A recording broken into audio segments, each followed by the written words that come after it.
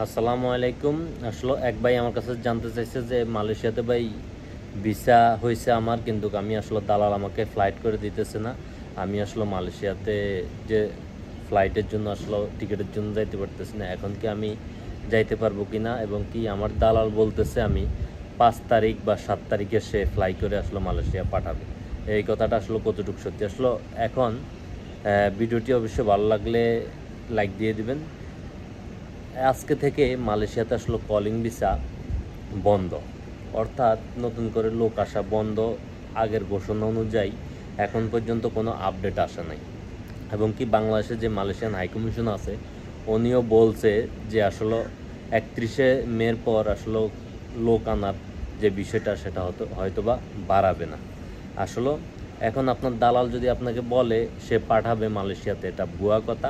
ঠিক আছে, নতুন কোনো আপডেট যদি হয় তখন হয়তোবা আপনাকে যদি পাঠাইতে পারে, ভিসা হয়েছে যদি পাঠাইতে পারে, ওটা হচ্ছে গিয়া যদি নতুন কোনো এদেশের সরকার আনতে চায় তাহলে পারবেন।